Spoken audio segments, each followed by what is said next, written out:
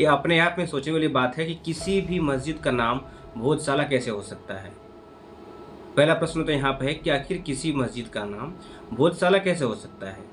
नमस्कार दोस्तों, आज का हमारा टॉपिक है भोजशाला। मध्य प्रदेश के अंदर एक धार जिला है जिस जगह पे यह भोजशाला स्थित है।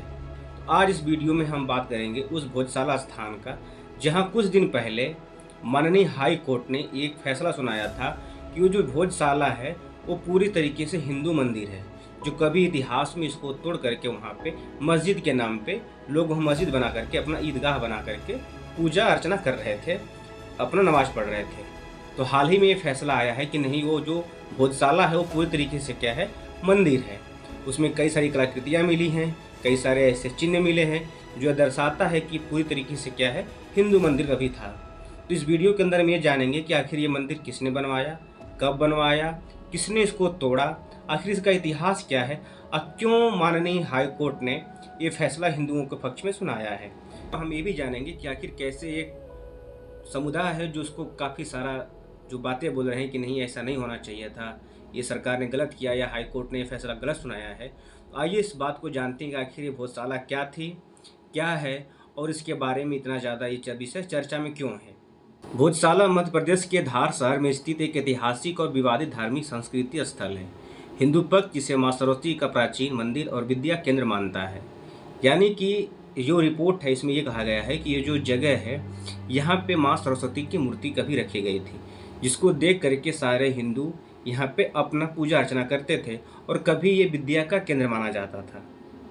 उसके बाद क्या होता है, जबकि मुस्लिम पक्ष इस स्थल को कहता है कि नहीं, यहाँ पे मस्जिद है। यह स्थल राजा भोज के समय माना जाता है कि जिन्हें मालवा का महान विद्वान और शासक माना जाता है।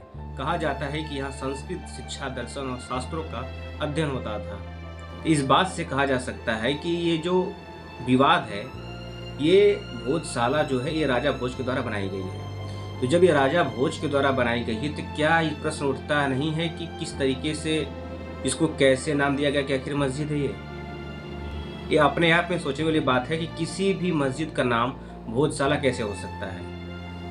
पहला प्रश्न तो यहाँ पे है कि आखिर किसी मस्जिद का नाम भोजशाला कैसे हो सकता है। उसी तरह से एग्जाम्पल आप देखेंगे बनारस के काशी में ज्ञानवापी मंदिर, किसी भी मस्जिद का नाम ज्ञानवापी कैसे हो सकता है। तो बहुत सारे प्रश्न हैं, बहुत सारी बातें हैं जो इस वीडियो के अंदर हम लोग करेंगे और जानेंगे।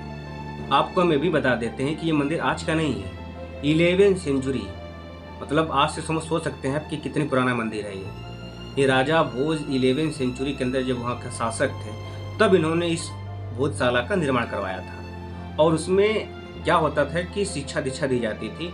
वहाँ माँ सरस्वती की मूर्ति तक रखी हुई थी, जो आगे चल करके अंग्रेजों के द्वारा वहाँ से उठा करके उसको लंदन के म्यूजियम में रख दिया गया। जो ये हाई कोर्ट ने आदेश दिया है कि किसी भी तरीके से जल्द उस म्यूजियम से उस मूर्ति को ला करके यहाँ पे स्थापित किया जाए। तो इस बात से आपको पता लग सकता है कि आखिर कितनी मतलब विडंबना है देश के अंदर कि एक मंदिर के लिए, मतलब हमारे देश हिंदू देश में, भारत जैसे देश में मंदिरों के लिए इतना लड़ना पड़ रहा है, आपको कोर्ट तक जाने पड़ रहे हैं। आपको ये भी बता देते हैं कि इसमें लगभग 98 डेज 98 दिन ASI archaeological survey of India यहाँ पे जांच की और पता किया, और उस जांच में ये रिपोर्ट आई कि यहाँ पे जो भी चिन्ह मिले हैं, जो भी कलाकृतियाँ मिली हैं, वो किसी भी तरीके से किसी मस्जिद से मेल नहीं खाता है। जो भी आकृतियाँ हैं, जो भी चिन्ह हैं, जो भी लिपि हैं, यहाँ पे वो हिंदू मंदिर के अंदर पाए जाने वाला सारे चिन्ह हैं। तो अब इस बात को कैसे नकार सकते हैं कि ये मंदिर नहीं मस्जिद है। मतलब इस सोचने वाली बात है कि कभी भी किसी मस्जिद का नाम भोजशाला तो हो ही नहीं सकता। लेकिन नहीं, हर बात पे जिद है। मथुरा वैसे ही फंसा हुआ है, राम मंदिर कैसे कैसे करते करते 500 सालों बाद बना, काशी में वही हाल है।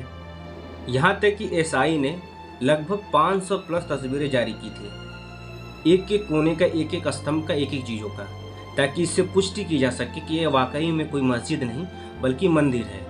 इसके बाद भी बहस है कि नहीं, हमारे साथ गलत हुआ है। जो चीज़ें साक्ष्य है, सबूत के साथ सारी चीज़ें दिखाई जा रही हैं, तब भी ये कहना है कि नहीं, हम लोगों को प्रताड़ित किया जा रहा है, हमारे साथ अन्याय हो रहा है, यानी जो इतिहास में इन्होंने गुनाह किया, अगर उसके ऊपर कोई चीज़ सही हो रहा है, इनको तभी तकलीफ है।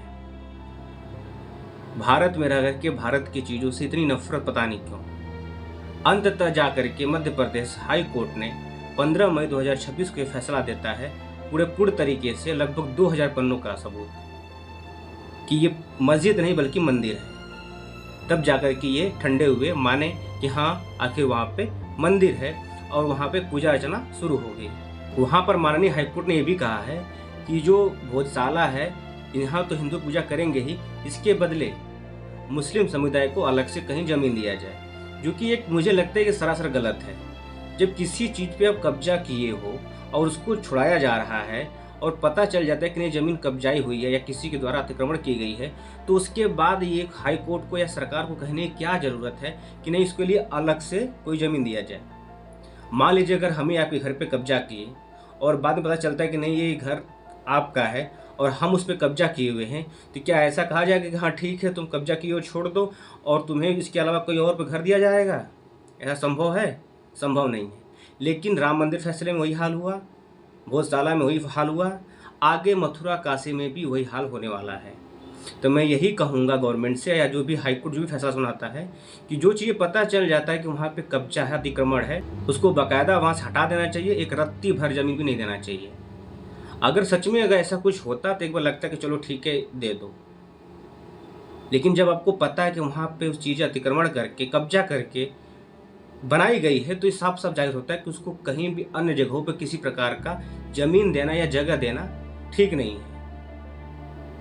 बाकी माननीय हाईकोर्ट ने क्या फैसला किया आप सबने देखा ही कि ये साबित होने के बाद भी हाँ ये हिंदू मंदिर है, उसके बाद भी उसकी रिपोर्ट में ये आया कि कहीं बाहर एमपी के अंदर, मध्य प्रदेश के अंदर एक जगह दी जाए जहाँ पे मस्जिद बनाई जा सके। अब तक बता दें आपको कि आज़ादी के बाद जब भारत के अंदर टोटल 600 मस्जिदें थी और मदरसे थे, आज के टाइम आपको बता दें 11 लाख प्लस है।